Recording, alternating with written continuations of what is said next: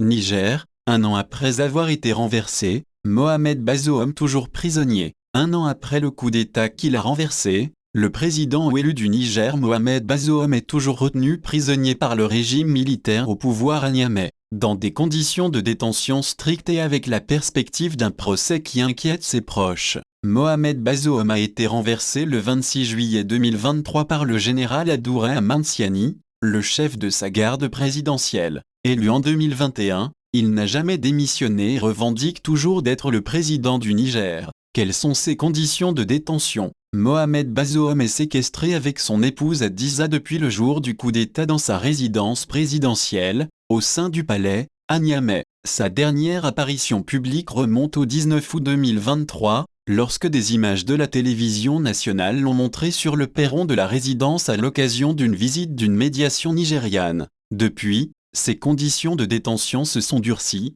En octobre, le régime militaire l'avait accusé d'avoir tenté de s'évader, une version rejetée par ses avocats. Il est privé de ses téléphones et seul son médecin est habilité à le voir, 2 fois par semaine. D'après lui, physiquement ils vont bien, ils ont le moral très haut. Le président est engagé à continuer sa résistance. C'est un homme de conviction, un républicain convaincu. Démissionner, pour lui ça n'a pas de sens, affirme à l'AFP, Hamid Gad, son conseiller en communication. Il aurait pu démissionner, retrouver ses enfants mais il ne l'a pas fait. Bazoum aujourd'hui, c'est le symbole du courage et de la démocratie, ajoute un membre de son entourage proche. En janvier, son fils Salem Bazoum, jusqu'alors détenu avec ses parents, a été mis en liberté provisoire et est parti pour le Togo. Que lui reproche le régime militaire? Mohamed Bazoum, qui n'a eu aucun contact avec ses avocats, est notamment poursuivi pour complot d'attentat à la sécurité et l'autorité de l'État et crime de trahison.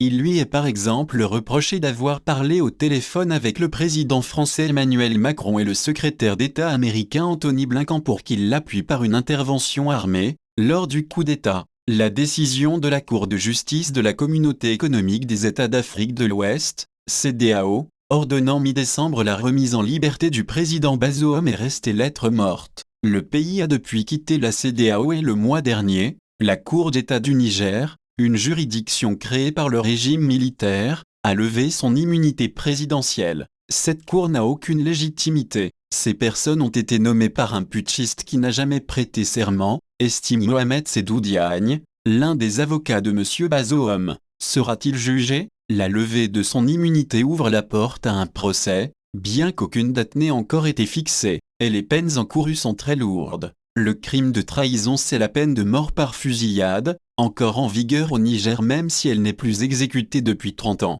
Et pour complot contre l'autorité de l'État, c'est la perpétuité, alerte Moussa Koulibaly, ancien bâtonnier du Niger et avocat de M. Bazoum. Un procès pourrait permettre à Mohamed Bazoum de s'exprimer publiquement pour la première fois depuis le coup d'État. C'est une juridiction d'exception qui ne répond à aucune des garanties fondamentales pour le droit à un procès équitable. On n'accepte pas les simulacres de procès, prévient Mediagne. Ce ne sera qu'une parodie de justice. Ils sont déterminés à tout prix à lui coller une condamnation, ajoute Omar Moussa, son directeur de cabinet adjoint. Qui sont ses soutiens? Dans les premières semaines qui ont suivi le coup d'État, de nombreuses chancelleries occidentales ont appelé à sa libération immédiate. La CEDEAO a pris de lourdes sanctions économiques pour faire pression sur le régime de Niamey et a même menacé d'intervenir militairement pour replacer M. Bazoum au pouvoir. Cette intervention n'a jamais eu lieu et les sanctions ont été levées en février. Ces derniers mois, rares ont été les prises de parole internationales pour réclamer la libération de M. Bazoum. Il subit des pressions inacceptables de la junte qui en a fait son otage. Nous nous inquiétons de la levée de son immunité et du simulacre judiciaire qui risque de s'ensuivre, a déclaré une source diplomatique française, sollicitée par l'AFP. Nous n'avons pas de commentaires sur la situation de Bazoum, nous n'interférons pas dans les décisions politiques de nos États membres, a affirmé à l'AFP, un porte-parole du FMI dont l'aide au Niger a repris. Au Niger, des mouvements rebelles réclamant son retour au pouvoir ont récemment revendiqué des attaques contre un important oléoduc acheminant du pétrole.